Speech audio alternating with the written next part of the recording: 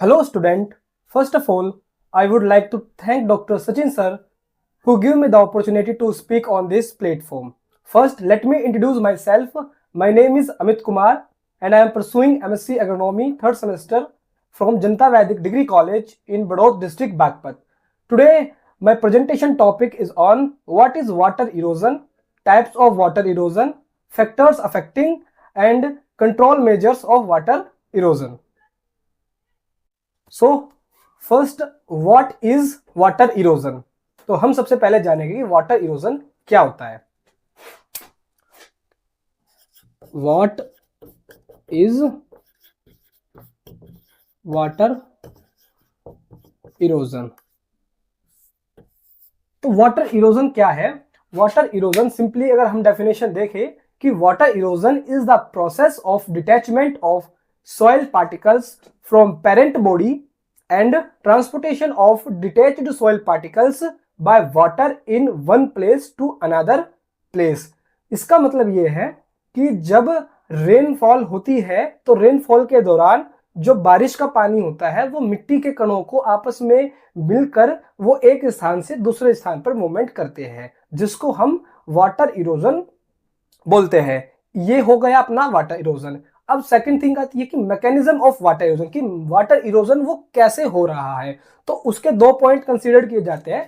सबसे पहले हम फर्स्ट आता है हमारा detachment of soil particles from parent body and second हमारा आता है transportation of detached soil particles by water।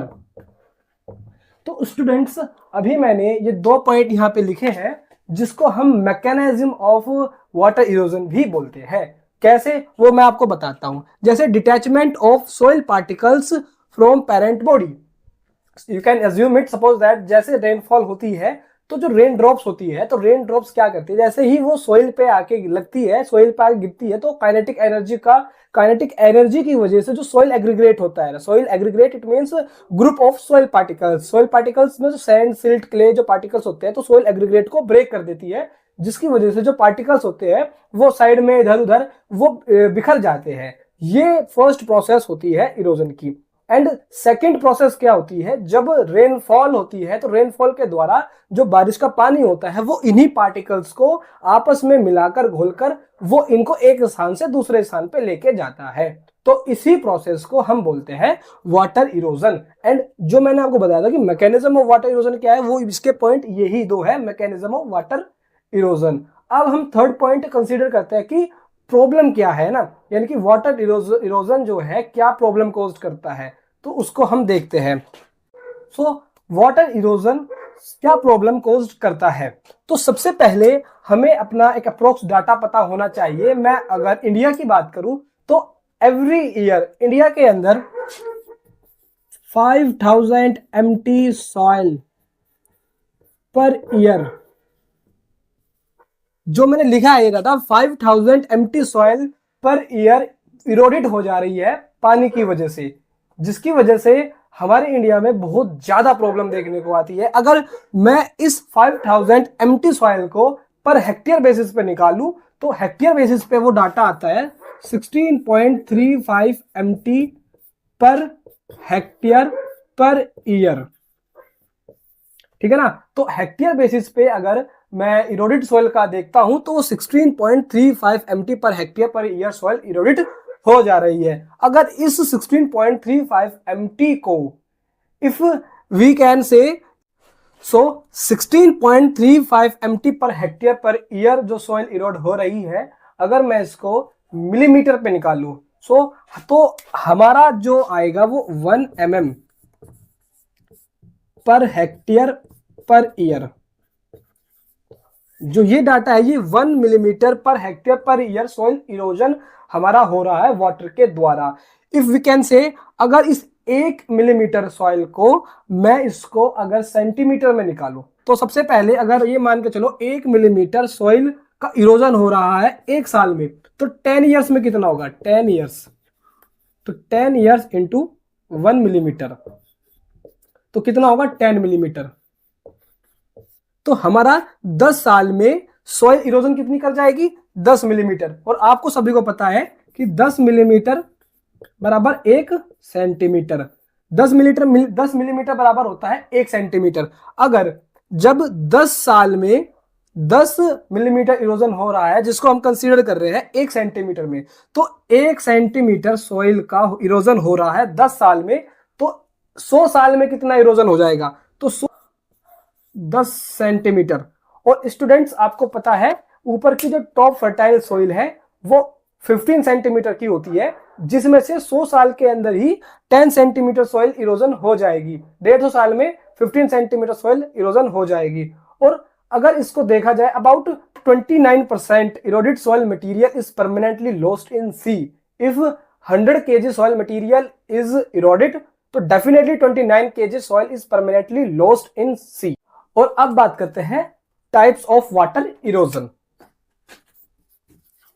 Types of water erosion, तो फर्स्ट आता है हमारा स्पैल्स इरोजन, सेकंड आता है हमारा शीट इरोजन, थर्ड आता है हमारा रील इरोजन, फोर्थ आता है हमारा गली इरोजन, फिफ्थ आता है हमारा रेवाइंस, सिक्स आता है हमारा लैंड स्लाइड्स, सेवेंथ आता है हमारा stream bank erosion, and last is one हमारा आता है सी शोर इरोजन। तो इनको वन बाय वन डिस्कस करते हैं। तो स्पैल्स इरोजन, तो स्पैल्स इरोजन देख सकते हैं आपकी, जैसा रेन ड्रॉप सोइल पे आके गिरती है, तो जिसकी वजह से क्या हो रहा है, जो सॉइल पार्टिकल्स है, तो सॉइल पार्टिकल्स डिटैच्ड हो रहे हैं, कोई इधर जा रहा है कोई इधर जा रहा है, जिसकी वजह से जो सॉइल एग्रीग्रेट है, वो जो सॉइल एग्रीग्रेट है, सैंड सिल्ट क्ले से जो बना हुआ एक समूह है, वो सॉइल पे जो क्या नाम वाटर पड़ रहा है, जो वाटर ड्रॉप पड़ रही है, जिसकी वजह से वो काइनेटिक एनर्जी लगा रही है, उसकी वजह से उनमें डिस्ट्रक्शन हो रहा है। और ऐसी इरोजन को ही हम स्पैल्स इरोजन बोलते हैं। शीट इरोजन, तो शीट इरोजन का फर्स्ट स्टेप होता है, इसी को ही हम डेथ ऑफ फार्मर भी बोलते हैं। तो इसमें क्या होता है कि जैसे आप ये सोइल सरफेस देख रहे हैं, तो इसमें क्या होता है कि जो हमारे सोइल के ऊपर के जो सोइल पार्टिकल्स होते हैं, जो डिस्ट्रैक्ट हो चुके हैं स्पैल्स इरोजन के तहत, जो डिस्ट्रैक्ट हो चुके हैं, तो उनको वाटर पार्टिकल्स के साथ, वाटर मॉलिक्यूल्स के साथ घुल के वो एक स्थान से दूसरे स्थान तक चले जाते हैं, जिसकी वजह से शीट इरोजन देखने को मिलता है। थर्ड, रील इरोजन, तो रील इरोजन का बेसिक मतलब यही है कि जब इरोजन, वाटर इरोजन जब ज्यादा होने लगता है, तो फील्ड में स्मॉल चैनल्स देखने को मिलती है। जैसे आप फील्ड पे देख रहे होंगे कि छोटे छोटे छोटे चैनल्स बने हुए हैं, ऐसा इरोजन, ऐसे इरोजन को ही रील इरोजन कहते हैं। फोर्थ हम देखते हैं गली इरोजन। गली इरोजन कैसे होता है कि जब हम रील इरोजन वाली जो कंडीशन होती है, जब फील्ड पे स्मॉल चैनल्स बनते हैं, तो जब स्मॉल चैनल्स में से इरोजन की कैपेसिटी या इरोजन ज्यादा होने लगता है, तो उन चैनल्स का क्या होता है, साइज बढ़ जाता है, जिसकी वजह से आप ये देख सकते हैं कि गली इरोजन में जो साइज बढ़ गया, ये रील इरोजन में जो चैनल का फॉर्मेशन हुआ था, उसकी वजह से गली का साइज बढ़ जाता है, जिसकी वजह से गली इरोजन देखने को मिलता है। और गली इरोजन को ही हम कैंसर ऑफ फार्मर भी बोलते हैं। ये बहुत ही खतरनाक स्टेज होती है इरोजन की। फिफ्थ नंबर पे आता है अपना रिवाइंस। तो जब गली इरोजन लंबे समय तक देखने को मिलता है, तो उस कंडीशन पे इतनी बड़ी बड़ी खाइया टाइप में या फिर नाले टाइप में, नदी टाइप में गली इरोजन ज्यादा होने की वजह से ऐसे ऐसे स्ट्रक्चर बन जाते हैं।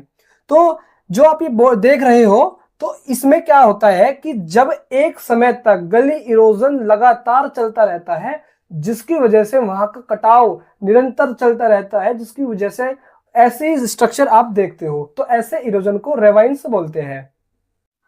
6 नंबर पे आता है लैंडस्लाइड्स। तो लैंडस्लाइड्स सर्दियों के मौसम में होने वाली बहुत भयंकर समस्या होती है। ये एक तरह का इरोजन होता है।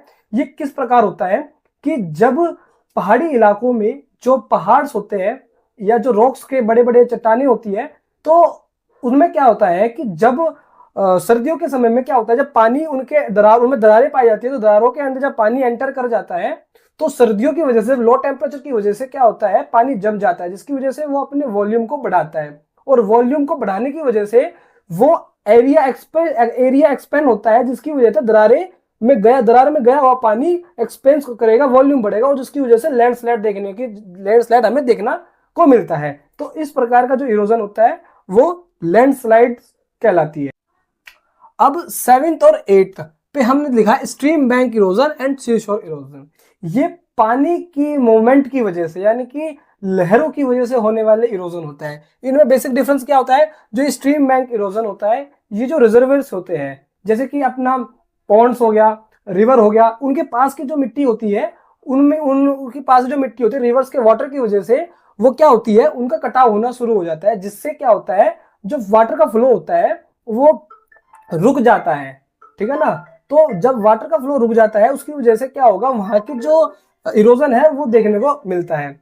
तो ऐसा इरोजन क्या कहलाता है, स्ट्रीम बैंक इरोजन कहलाता है। एंड 8th में सी शोर इरोजन। ये क्या होता है, समुद्र के किनारे वाली जो मिट्टियां होती है उनके पास होने वाला इरोजन, क्योंकि समुद्र के पास वाला जो एरिया होता है, तो जो समुद्र की लहरें आती है तो टकराती है, और टकराने की वजह से वहां पे मृदाओं का कटाव होता है, जिसको हम सी शोर इरोजन बोलते हैं।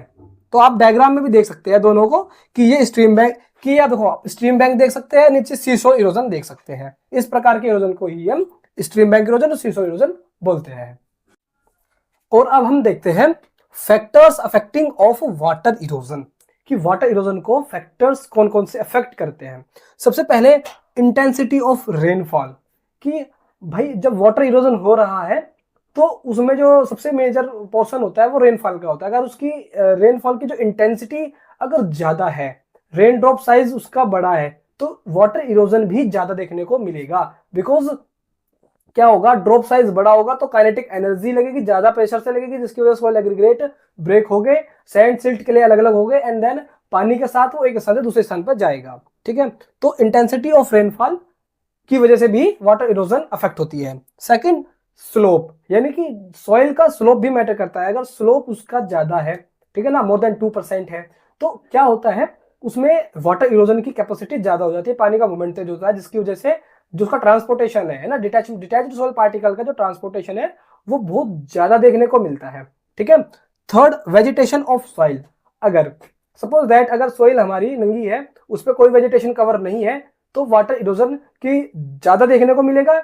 और अगर सॉइल के ऊपर वेजिटेशन है, लाइक ग्रासेस है, ठीक है ना, लेग्यूम्स क्रॉप है, ठीक है ना, अगर ऐसी क्रॉप्स अगर है तो वेजिटेशन की वजह से वाटर इरोजन कम होगा, क्योंकि जैसे ही rain drop in vegetation part पे आगे पड़ेगी तो उसकी जो काइनेटिक एनर्जी है वो डायरेक्ट सॉइल पार्टिकल के कांटेक्ट में नहीं आएगी, जिसकी वजह से इरोजन कम देखने को मिलेगा। दूसरा इसमें क्या होता है कि जो ग्रासेस होती है या फिर जो लेग्यूम्स क्रॉप होती है, उनकी रूट होती है, तो उनकी रूट क्या करती है, सोइल एग्रीगेट को पकड़ के रखती है, मिट्टी को पकड़ के रखती है, जिसकी वजह से इरोजन नहीं होता। And fourth, characteristics of soil, यानी कि सॉइल की क्या कैरेक्टरिस्टिक्स है, जैसे कि उसकी physical, chemical and biological properties की हम बात करें। तो अब बात करते हैं हम control measurement of water erosion. तो इसमें बेसिकली एग्रोनॉमिकल मेजरमेंट और मैकेनिकल मेजरमेंट आते हैं। एग्रोनॉमिकल मेजरमेंट हम वहां अडॉप्ट करते हैं जहां पे स्लोप लेस देन 2% होता है, और मैकेनिकल मेजरमेंट हम वहां अडॉप्ट करते हैं जहां पे स्लोप मोर देन 2% होता है। तो फर्स्ट हम एग्रोनॉमिक मेजरमेंट की बात करते हैं। सबसे पहले हमारा कंटूर कल्टीवेशन। कंटूर कल्टीवेशन का मतलब होता है कि cultivation of crop across this slope. It means जैसे हमारी लैंड का स्लोप अगर इस टाइप का है, तो हम जो क्रॉप को ग्रो करेंगे वो अक्रॉस द स्लोप ऐसे ग्रो करेंगे। तो इससे क्या होगा कि जो हमारा वाटर आएगा वो उससे क्या होगा, वो वाटर ब्रेकर की रूप में, ये जो क्रॉप है ये ब्रेकर के रूप में काम करेगा और उसका इरोजन कम होगा। Second, strip cropping. Strip cropping में हम क्या करते हैं, जो लैंड होते हैं हम उसको स्ट्रिप्स में डिवाइड करते हैं, लंबी लंबी स्ट्रिप्स बनाते हैं, उसमें डिफरेंट क्रॉप को हम ग्रो करते हैं, लेग्यूम्स क्रॉप को, वीट को हम ऐसे ग्रो करते हैं जिससे कि इरोजन उसमें कम देखने को मिलता है, ठीक है ना। कवर क्रॉप्स का यूज करते हैं, ठीक है ना। वेजिटेटिव बैरियर्स का यूज करते हैं। तो इसमें हम वेजिटेटिव बैरियर्स और कवर क्रॉप्स का जो इसमें रोल होता है वो इस तरीके से होता है कि जो सोइल का इरोजन होता है वाटर के द्वारा वो इनको रोक देती है, ठीक है ना। फिफ्थ होता है हमारा मल्चिंग। मल्चिंग क्या करते हैं, जो हमारी लैंड सरफेस है, लैंड सरफेस पे हम क्या करते हैं, जो वेजिटेटिव पार्ट है उसको हम बिखेर देते हैं, जिससे जो रेनफॉल होती है, रेनफॉल के द्वारा जो हमारी सॉइल होती है उससे इरोजन नहीं हो पाता। एंड सिक्स्थ हमारा आता है यूज ऑफ केमिकल। तो एक बिटुमिन केमिकल होता है जिसका प्रयोग हम करते हैं, उससे क्या होता है, जो सोइल एग्रीग्रेट होता है, सोइल एग्रीग्रेट उससे मजबूत हो जाते हैं। बेसिकली हम अगर सोइल की फिजिकल, केमिकल, बायोलॉजिकल स्ट्रक्चर को मजबूत करना चाहते हैं तो हम उसमें ऑर्गेनिक मैटर को ऐड करना चाहिए, सिंपली। अब आता है मैकेनिकल मेजरमेंट। मैकेनिकल मेजरमेंट में सबसे पहले हम कंटूर बेंडिंग का यूज करते हैं। कंटूर बेंडिंग का मतलब होता है कि हम क्रॉप्स के चारों ओर बंड बना देते हैं, ठीक है ना, और अक्रॉस दिस स्लोप तो बंडिंग बना देंगे। ये क्या यहाँ पे कहाँ पे करते हैं, जहाँ पे स्लोप 6% देखने को मिलता है। सेकेंड हम ग्रेडेड बंडिंग करते हैं। ग्रेडेड बंडिंग हम उन एरियाज में करेंगे जहाँ पे एनुअल रेनफॉल 800 मिलीमीटर की होती है और जिनका स्लोप 2 से 10% का होता है। Third bench terracing. Fourth zinc terracing. तो बेंच टेरेसिंग वहां करते हैं जिनका स्लोप 16 से 33% होता है, ठीक है, और जिंक टेरेसिंग वहां करते हैं जिनका स्लोप 3 से 10% होता है। अब फिफ्थ नंबर पे आता है BBF, ब्रॉड बेड फ्लो। इसका यूज बेसिकली हम ब्लैक सॉइल्स में करते हैं वाटर को स्टोर करने के लिए। इसमें क्या करते हैं, इसमें हम बेड बनाते हैं, बेड बना के फिर हम फुरो करते हैं, फिर बेड बनाते हैं और फिर फुरो करते हैं, ठीक है ना। ऐसे हम इसमें प्रैक्टिस करते हैं। जो बेड होती है ये 100 से 120 सेंटीमीटर की होती है, जिसमें हम क्या करते हैं, फुर्रो, इस फुर्रो में पानी आता है और इन पे हम क्रॉप को ग्रो करते हैं। इनमें पानी होगा, इनमें क्रॉप को ग्रो करेंगे। तो इस तरीके से हम BBF मेथड का यूज करते हैं। Vertical mulching. वर्टिकल मल्चिंग में भी इसी तरह होता है कि हम स्मॉल ट्रेंचेस, हम क्या करते हैं, सोइल में स्मॉल ट्रेंचेस करते हैं, गड्ढे बनाते हैं, उसमें फिर क्रॉप रेजिड्यू है ना, उसमें क्रॉप रेजिड्यू भर देते हैं, जिससे जो सोइल का जो वाटर आता है, जो सोइल में जो वाटर आता है वो वाटर इन ट्रेंचेस में आके स्टोर हो जाता है और वो वाटर स्टोरेज होता है। तो ये कुछ प्रैक्टिस है जो हम जिससे वाटर इरोजन कंट्रोल होता है। थर्ड इंजीनियरिंग मेजरमेंट भी आता है, जिसमें हम सबसे पहले tanks, ponds, percolation tanks, check dam, anicut और स्टोन बैरियर हम इसका इस्तेमाल करते हैं। बेसिकली जो इंजीनियरिंग मेथड होता है हम उसको एक्स-सिटू मेथड बोलते हैं, और जो हमारे ये एग्रोनॉमिकल और मैकेनिकल मेजरमेंट होते हैं इसको हम इन सिटू मेजरमेंट बोलते हैं। इन सिटू का मतलब होता है कि जो फील्ड पे ही हम प्रैक्टिस करते हैं वाटर को स्टोर करने के लिए, और जबकि एक्स-सिटू होता है फील्ड से बाहर हम वाटर को हार्वेस्ट करने के लिए, वाटर को स्टोर करने के लिए जो हम स्ट्रक्चर बनाते हैं उनको हम एक्स-सिटू बोलते हैं, जिनको इंजीनियरिंग मेजरमेंट बोलते हैं। तो थैंक यू सर।